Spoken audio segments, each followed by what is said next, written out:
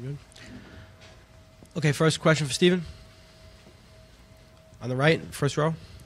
Steven, can you just kind of take us through the last 24 hours and sort of what went into deciding, going from not pitching to starting today? Yeah,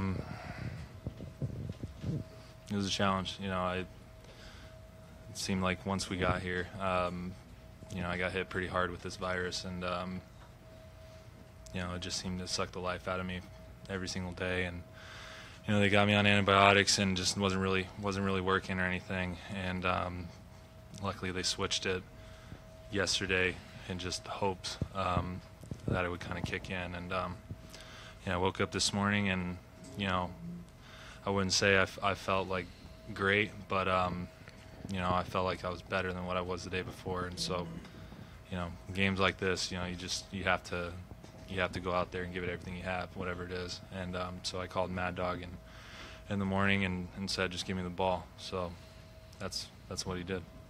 Second row, Dan. Steven, once you took the mound to begin the game, did anything feel different than a normal start, either in terms of the physical element or in terms of the atmosphere or any of that? Yeah, I mean, I think it probably was a blessing in disguise. I think it my energy wasn't really like through the roof, so I think it was easier for me to manage it. So I just focused on just one pitch at a time and going as long as I could. Okay. Steven, far left here. Hey, Steven, over here. Kind of to follow that up, with everything said, are you kind of surprised it worked out as well for you? Yeah, I'm surprised I was able to, hang in there. But, again, I think it's just those situations where, try and break the game down, keep it simple, and just know that going in, whatever I have in the tank, I'm giving it everything I have. And, I really just stuck to one pitch at a time, and before I knew it, it was, 7 innings down. Mark, second row. On the right over this.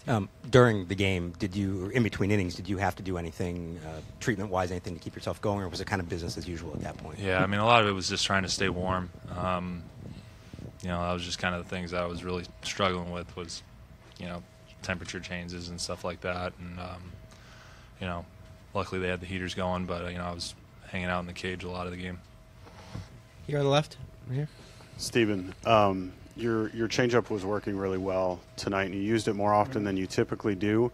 Was that a matter of you were really feeling it and decided to use it more than usual? I mean, if it's working, you want to lean on it. So, yeah, I mean, it's, I know that it's a pitch that's a weapon, and as long as I can get into certain situations to use it to certain guys, I know it can be effective. There was just a lot of those situations tonight. Okay. In the back, James. Steven, when they announced that Tanner would start yesterday, were you okay with that? Were you hoping that you could still kind of say otherwise, like this morning? Like, what was that process all along from yesterday then to when you called Mike today? Yeah. I think first and foremost, I have full faith in Tanner, and I have full faith in the 24 other guys next to me. But I know that, if I just gave it a night and just to see how I'd feel, that if there was any chance, I was going to go out there. And so woke up and I was like, all right, let's do it. So gave him a call and went for it. Okay, front row, Mark. Steven, you talked before the playoffs about how excited you were to get back out there in the postseason. Facing elimination, what is it like to sit there and watch the end of that game and know that you put up that kind of performance in an elimination game?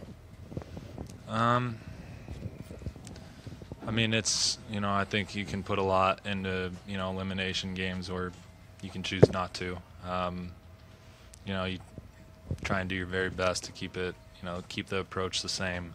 I like to think that any game that I pitch is the most important game, and that's just how I tried to go into the game 4, and now we get a chance for a game 5. Okay, back right, Bill. Steven, how many of your teammates, if any, did you hear from over the last 24 hours saying, calls, texts, hey, we need you, big guy?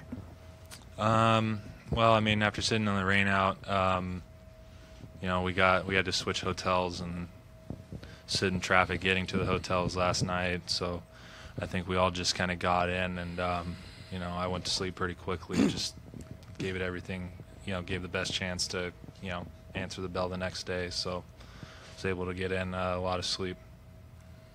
Okay, we're going to stay there in the back right.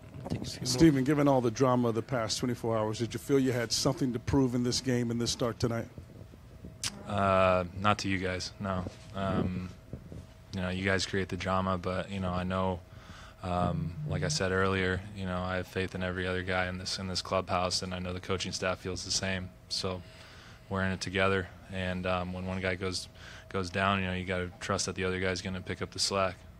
Okay, here on the left, Mark. Stephen, as you were sitting in that bus going to the hotel, what percentage chance last night did you give yourself of being able to start this game today, just based on how you felt? It wasn't much, to be honest. But like I said, you know, the antibiotics that, you know, I was given didn't really kick in, and that was kind of the frustrating thing. And luckily, just new antibiotics that they gave me just seemed to, you know, just give me just enough to feel like that I could strap it on. Okay, we'll take one more here on the right. Dan. Stephen, you mentioned your teammates. You know what Michael A. Taylor has been through, the ups and downs for him over the course of his career. What do you feel for him, given what he accomplished today?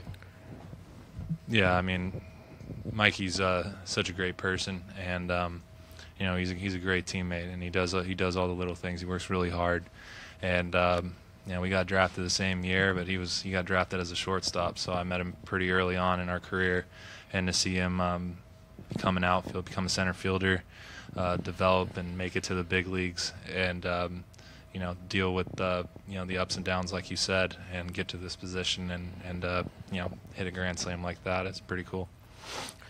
Okay, thanks, Stephen.